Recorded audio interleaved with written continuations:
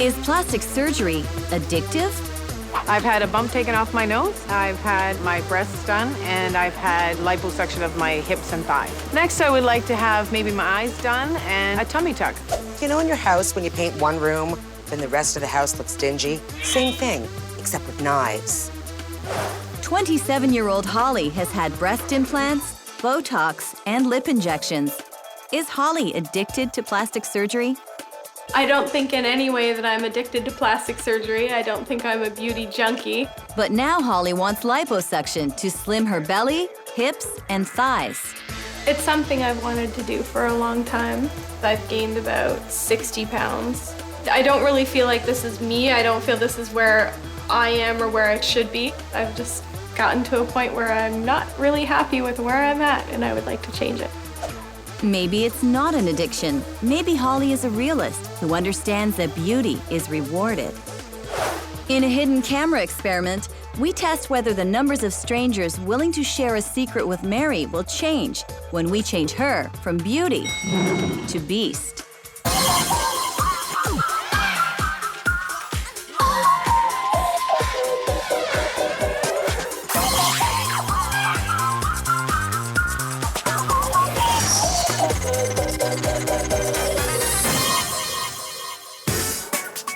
Nearly 12 million cosmetic surgeries and procedures were performed in North America last year.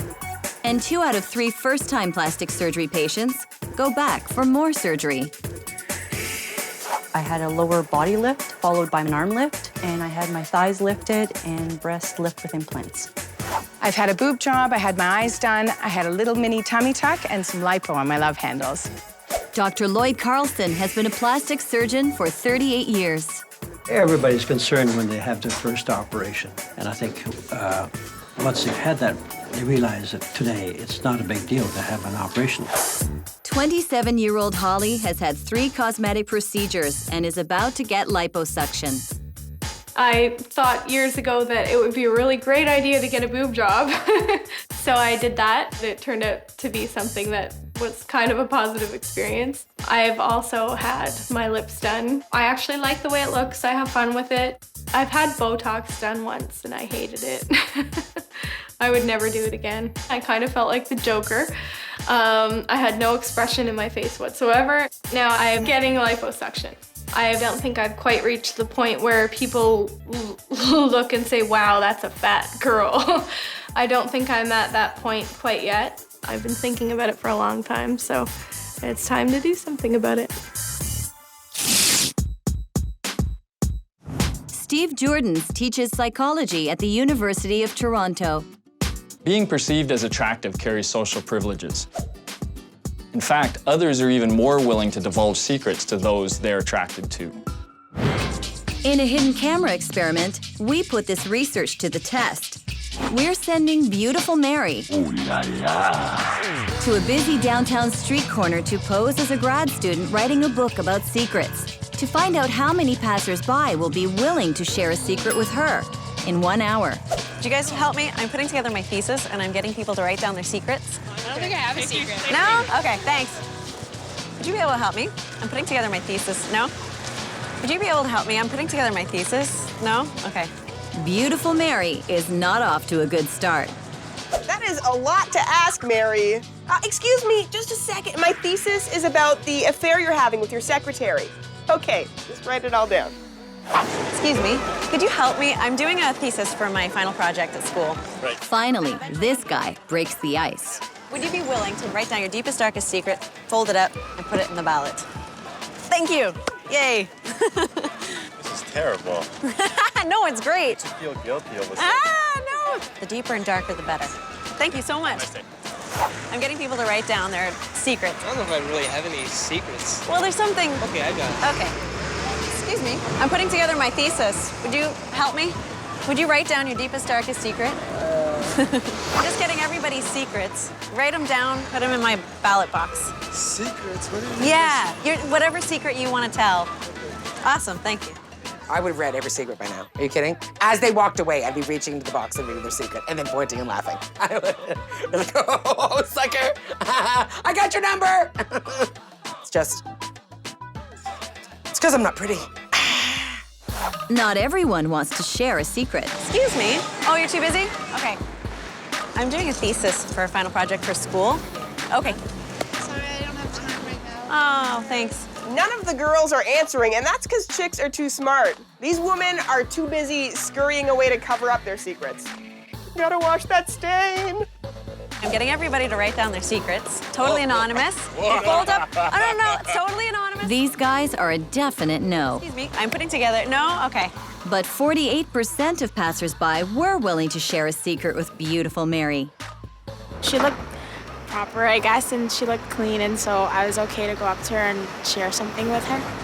I think I appeared very approachable. It was amazing how many people actually want to write their secrets down.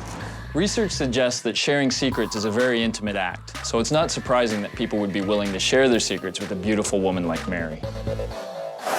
Holly is determined to look as beautiful as she can, and she's willing to undergo yet another surgery and face the judgment that comes with it. If you're going to judge somebody for doing something like having liposuction or a breast augmentation or a nose job or anything, then if you've ever had your ass lying down in a tanning bed, then you should really consider the fact that what you're doing isn't necessarily a natural thing as well.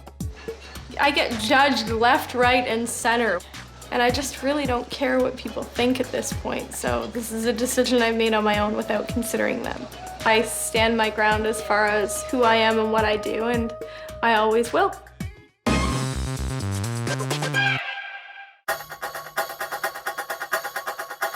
An estimated 2% of the population suffers from body dysmorphic disorder, an abnormal dissatisfaction with one's physical appearance. Does body dysmorphic disorder lead to plastic surgery addiction? I don't think I have an abnormal dissatisfaction with my appearance. I'm just trying to fix what's broken. I don't have an abnormal dissatisfaction with my body. I do it because I can afford it, and it makes me feel good. It is true that those who suffer from body dysmorphic disorder can become addicted to plastic surgery, but so too can the other 98% of the population. In the second part of our hidden camera experiment, we're turning beautiful Mary from Holy Moly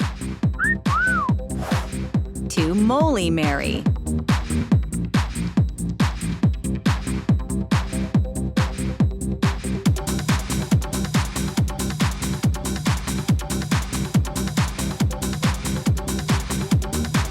Wow. Great, here we go. And we're sending Moly Mary back to the busy street corner to pose as a grad student writing a book about secrets. I feel a bit strange. I've already had people giving a couple weird looks. I mean, it's really no different. It shouldn't matter, but it feels weird. But if the research is correct, fewer passersby will be willing to share a secret with Moly Mary. And now for Harry Moly Mary. Mary Moly, Moly, Mary Moly. Would you be able to help me with my thesis? I'm compiling people's deepest, darkest secrets. Okay. There you go. Awesome. Would you guys be willing to help me with my thesis? Can you divulge your deepest, darkest secrets on paper? I want to do it. All right. Moly Mary is off to a great start. Thank you. Cheers. I'm just trying to get people to write down their secrets. They fold it up and they put it in there, and you don't sign it. Yeah? Would you be able to help me with my thesis project? I'm getting people to write down their deepest, darkest secret. Okay. That's as deep and dark as I can for today. Okay. You're analyzing your psyche now. Maybe a mole won't bring a mountain of rejection. Would you guys be able to help me with my thesis project? No? Okay. Or maybe it will. Can you help me with my thesis? Sorry. No? Okay. No? Okay. Okay, no worries. Would you be able to help me with my thesis? I'm getting people to divulge their secrets. Would you be able to help me with my thesis? I'm putting together a project. No. Ouch, that was cold. No? Okay. Okay. Would you guys be willing to help me out on my thesis project? Okay. Would you be willing to help me with my thesis project? Oof, that was harsh. In Mary's defense, that is a pretty intimidating looking mole, isn't it? That is, ooh, it's coming at you. Would you be willing to help me with my thesis project? No. Okay. No. Okay. Okay. No. Okay. No. Okay. He looked at the mole. He did. I don't want to really divulge it, you know? Okay. So So this time around, people were just passing me by left and right. It's like, really, does this actually matter that much? You can't have a conversation with me? I'm like, are people that shallow? I don't know, maybe they are. Only 33% of the people Moly Mary encountered would share a secret with her.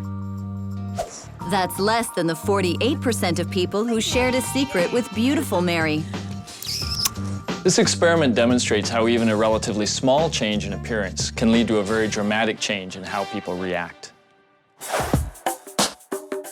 Dr. William Middleton is a facial plastic surgeon with his own clinic in Toronto. Holly, how you doing? He'll be preparing Holly today for liposuction surgery. Do you want to come over here and we'll take a look at it? Sure. All right. What I'll do is just get you to just stand in front of the mirror here, maybe. Okay. And you just show me what it is that bothers you. Okay. Here, Stomach, the waist. and thighs. So I'll put some marks in. How's that? Sure. So this is the upper stomach in here, so we can get some of that out of there. You know, you've got some good deposits there. I think you can get a very nice result. And you got very good skin tone. You got good elasticity. You don't have any stretch marks. And then we'll also be coming around here a bit, all right?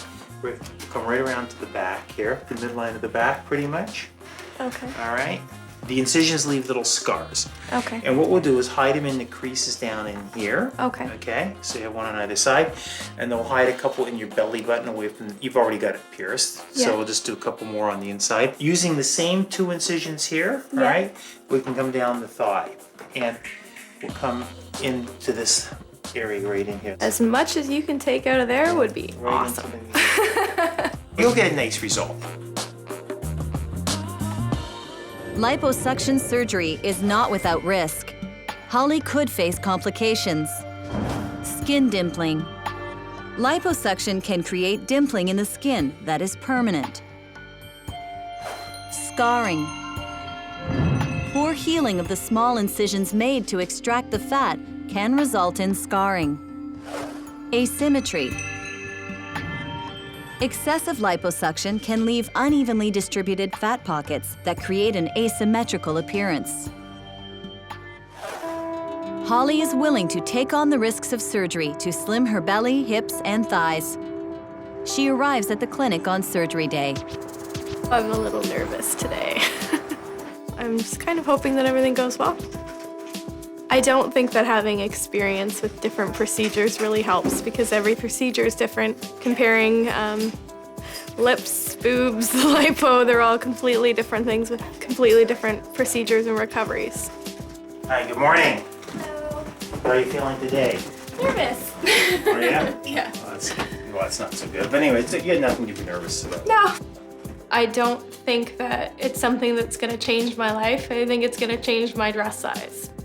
I think if you're going into it and not liking who you are and thinking you're going to come out a completely different person, then you're going to be shit out of luck.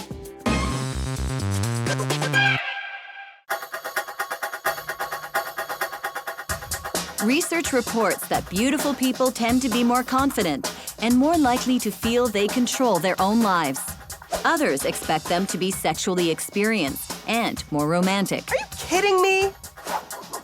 Are women becoming addicted to plastic surgery? Or is it the benefits of beauty that are habit-forming? I think it's the high from the benefit of beauty. It's becoming like crack cocaine, isn't it? Soon people will be like performing sexual favors just for Botox in the alley. Society often equates attractiveness with slimness. One survey showed that people would rather be skinny and poor than morbidly obese and a millionaire. We're going to a busy downtown street corner to ask women whether they would rather be skinny and poor or fat and rich. Skinny and poor? I would say skinny and poor. Fat and rich. Skinny and poor. Fat and rich. Skinny and poor. Skinny and poor. Skinny and rich. Skinny and poor? I'd rather be fat and rich. Skinny and poor. Skinny and poor. Because I'm already fat now, and I give anything to lose a pound. Fat and rich. Skinny and poor. Skinny and poor. Skinny and poor. Is it just me, or is skinny and poor starting to sound like a country? Yeah, I've been there. I'd like to go to skinny and poor. Skinny and poor, skinny and poor, skinny and poor, skinny and poor, skinny and poor. Being skinny for me is more of like a happiness thing. I'd be, I guess, happier on the slightly skinny side and with less money. 60% of women would choose to be poor, but skinny. Crazy! It's not surprising that 60% of women chose the skinny and poor option, because from an evolutionary perspective, attractiveness in women has always been linked to health. In modern society, thinness signals strong health. Will men also choose skinny and poor over rich and fat? Well, come on in. Holly is willing to undergo liposuction surgery so that she can be thinner. It's something that I've thought about doing for a long time because my weight's changed over the years, and I've always been comfortable with exactly who I was and exactly what weight I've been. And over the last couple of years, it's a little bit different now. I'm a little bit heavier than I want to be. I'm afraid of needles. I have some friends who've gone through similar procedures and are happy with it, and some who have not so wonderful things to say about it. The outcome that I'm looking for, I think, is to just be a little more comfortable in my clothing and a little more comfortable with myself. Dr. Middleton begins Holly's liposuction surgery by injecting her with a solution that will make the fat easier to extract. He then inserts a cannula to vacuum the fat from Holly's belly. Next, he removes fat from her hips and thighs. Finally, Dr. Middleton sutures the series of incisions made to extract the fat. Okay, so there you have it. Holly's liposuction surgery took 2 hours to complete. How does Dr. Middleton feel the procedure went? Holly's case went very well. I think she should be very happy with it. We took a lot of fat out of her stomach, her waist, her hips, as well as the inner and outer thighs, and even the knees. It will be several weeks before Holly's swelling subsides and she can see the full results of her liposuction.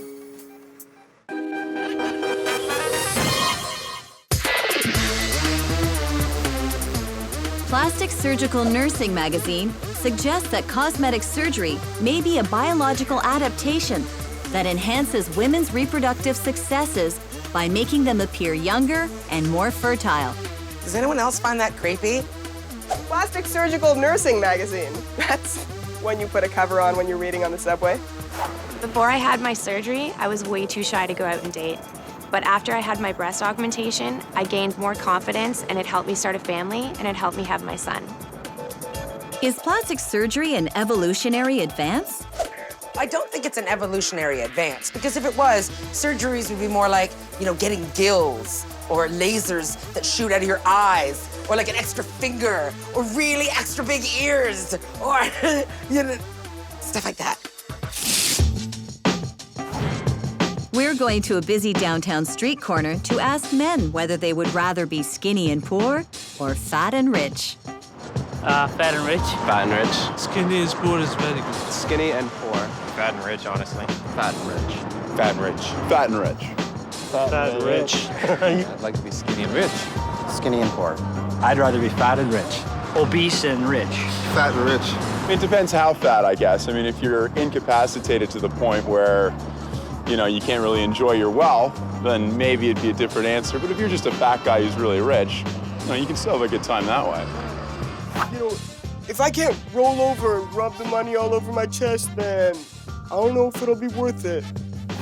75% of men would choose to be fat and rich. That's compared to just 40% of women. You see, because the fat and rich men get to go out with the thin, poor girls. You see how that works out there? They're in a team, sort of. That's okay, because as fat, rich girls, we stay at home, and we count our money by ourselves. Men are choosing fat and rich over skinny and poor, most likely because in evolutionary terms, women are most attracted to men who can provide security. In the modern world, the best form of security is financial success. It's been 2 months since Holly had liposuction to remove fat from her belly, hips, and thighs. Holly's abdomen is flatter.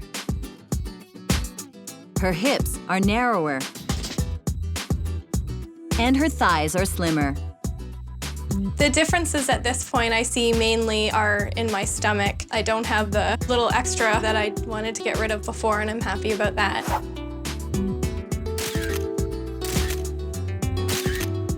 When I look in the mirror now, I'm pretty happy. I see that my clothes fit better and I can actually wear the things that I bought before, and I'm comfortable in it now.